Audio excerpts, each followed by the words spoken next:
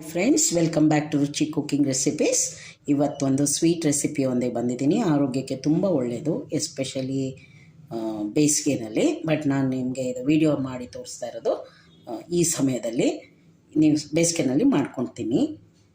ಮೊದಲಿಗೆ ಬೇಕಾಗೋದು ರಾಗಿ.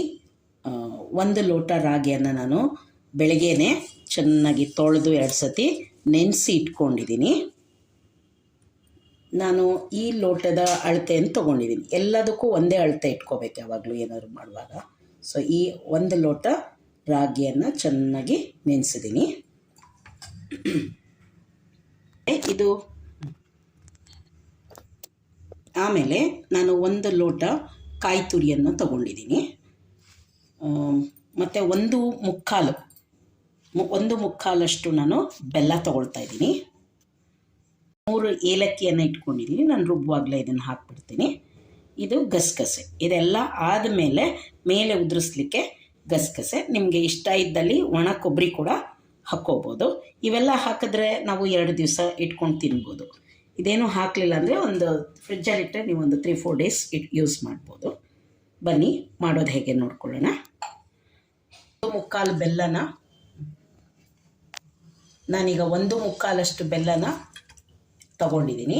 ತೊಗೊಂಡ್ಬಿಟ್ಟು ಅದನ್ನು ನೀರು ಹಾಕಿ ಅದನ್ನು ಕುದಿಸ್ಕೊಳ್ತಾ ಇದ್ದೀನಿ. ಯಾವುದೇ ಥರದ ಪಾಕ ಏನು ಬೇಡ, ಬೆಲ್ಲ ಎಲ್ಲ ಕರಗಿದ್ರೆ ಸಾಕು. ಸಣ್ಣ ಮಾಡಿಬಿಟ್ಟು ನಾವು ಹಾಲನ್ನು ತಗೊಳ್ಳೋ ವ್ಯವಸ್ಥೆ ಮಾಡ್ಕೊಳ್ಳೋಣ. ಬನ್ನಿ ಹಾಲು ತೆಗೆಯೋದು ಹೇಗೆ ಅಂತ ಹೇಳ್ತೀನಿ. ಇದಕ್ಕೇನೆ ಕೊಬ್ಬರಿ ಹಾಕ್ಕೋತಾ ಇದ್ದೀನಿ. ನಾವು ಸಪ್ರೇಟಾಗಿ ಬೇಕಾದ್ರೆ ತಕ್ಕೋಬೋದು, ಇಲ್ಲ ಎಲ್ಲನೂ ಒಂದಕ್ಕೆ ಹಾಕ್ಕೋಬೋದು. ಬನ್ನಿ ಇದನ್ನು ಸಣ್ಣಕ್ಕೆ ಮಿಕ್ಸಿನಲ್ಲಿ ರುಬ್ಕೊಂಡು ಹಾಲು ತಕ್ಕೊಳ್ಳೋಣ.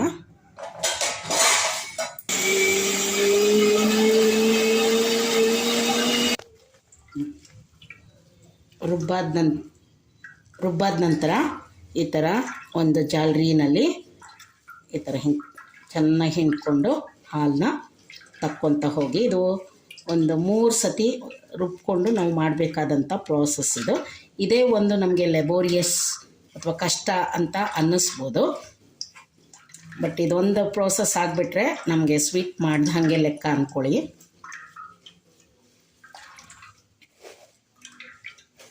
ಮತ್ತೆ 1 ರೌಂಡು ಮಿಕ್ಸಿಗೆ ಹಾಕ್ಕೊಳ್ಳೋಣ. 2 ಸತಿ ಹಾಲನ್ನು ತೆಗ್ದಿದ್ದೀವಿ. ಈಗ 3 ಏಲಕ್ಕಿನೂ ಹಾಕ್ತಾಯಿದ್ದೀನಿ. ಈಗ ಇನ್ನೂ 2 ಸತಿ ಹಾಲನ್ನು ನಾವು ತೆಗಿಬಹುದು. ಮತ್ತು ನೆಕ್ಸ್ಟ್ ಅದೇ ಪ್ರೋಸೆಸ್ನ ರಿಪೀಟ್ ಮಾಡೋಣ.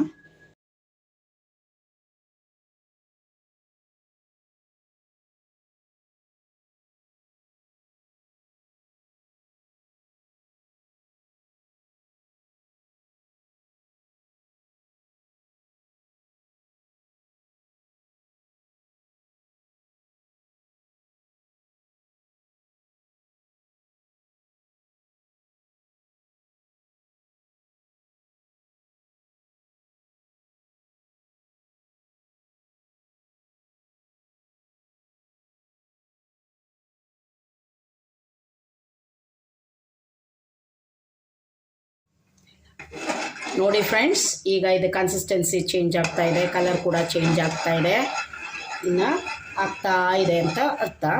ಸೊ ಈ ಟೈಮಲ್ಲಿ ನಾವು ಕೈ ಬಿಡೋ ಹಾಗೆ ಇಲ್ಲ, ಕೈ ಆಡಿಸ್ತಾನೇ ಇರಬೇಕು. ನೋಡಿ ಫ್ರೆಂಡ್ಸ್, ಈ ಥರ ಹೇಗೆ ಬಬಲ್ಸ್ ಬಂದಿದೆ, ಗಟ್ಟಿಯಾಗಿದೆ, ಮತ್ತು ಕ್ವಾಂಟಿಟಿ ಕೂಡ ಇದ್ದಿದ್ದು ಸ್ವಲ್ಪ ಕಡಿಮೆ ಆಗಿದೆ. ಸೊ ಇದಿಷ್ಟು ಕ್ಲೂನಲ್ಲಿ ನಮಗೆ ಗೊತ್ತಾಗುತ್ತೆ ಇದು ಆಗಿದೆ ಅಂತ. ಈಗ ಹಾಫ್ ಮಾಡ್ಕೊಂಡು ಬಿಡೋಣ. ಆಗುತ್ತೆ. ಯಾರಿಗಾದ್ರೂ ಹಾಕುವಾಗ ಏನೋ ಸಿಡಿಯುತ್ತೆ ಅಂತ ಅದಕ್ಕೋಸ್ಕರ ನಾನು ಸ್ಪೂನ್ ಯೂಸ್ ಮಾಡ್ತಾಯಿದ್ದೀನಿ. ನಿಮಗೆ ಎಷ್ಟು ದಪ್ಪ ಬೇಕಾಗುತ್ತೋ ಅಷ್ಟನ್ನು ನೀವು ಹಾಕ್ಕೋಬೋದು.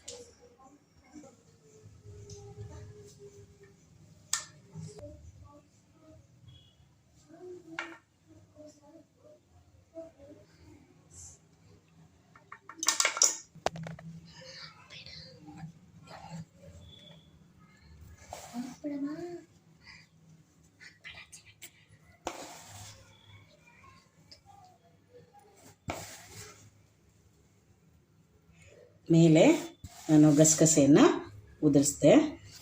ನೀವು ಒಣ ಕೊಬ್ಬರಿ ಕೂಡ ಬೇಕಾದರೆ ಹಾಕ್ಕೋಬೋದು. ಇದನ್ನು 1 ಅವರ್ ತಣ್ಣಗಾಗೋದಕ್ಕೆ ಬಿಟ್ಬಿಡಬೇಕು. ನೋಡಿ ಫ್ರೆಂಡ್ಸ್, ಈಗ ರಾಗಿ ಹಾಲ್ಬಾಯ್ ರೆಡಿಯಾಗಿದೆ. ತುಂಬ ಸಾಫ್ಟಾಗಿ ಬಂದಿದೆ. ಕೈಯಲ್ಲಿ ಹಿಡಿಯೋಕ್ಕೂ ಎಲ್ಲಿ ನೋವಾಗುತ್ತೋ ಅನ್ನೋಷ್ಟು ಸಾಫ್ಟ್ನೆಸ್ ಬಂದ್ಬಿಟ್ಟಿದೆ. ಈ ಥರ ರೆಸಿಪಿ ಇಷ್ಟ ಆದಲ್ಲಿ ನೀವು ಫ್ರೆಂಡ್ಸ್ ಫ್ಯಾಮಿಲಿ ಜೊತೆ ಶೇರ್ ಮಾಡಿ. ಇನ್ನು ನನ್ನ ಚಾನಲ್ಗೆ ಸಬ್ಸ್ಕ್ರೈಬ್ ಆಗಿಲ್ಲ ಅಂದರೆ ದಯವಿಟ್ಟು ಸಬ್ಸ್ಕ್ರೈಬ್ ಮಾಡಿ. ಹೀಗೆ ವೀಡಿಯೋಸ್ಗಳನ್ನ ಹಾಕೋ ಹಾಗೆ ಸಪೋರ್ಟ್ ಮಾಡ್ತಾಯಿರಿ. ಮತ್ತು ಇನ್ನೊಂದು ವೀಡಿಯೋ ಜೊತೆಗೆ ನಿಮ್ಮನ್ನು ಭೇಟಿ ಆಗ್ತೀನಿ. ಅಲ್ಲಿವರೆಗೂ take care, bye. Love you all. Thanks for watching.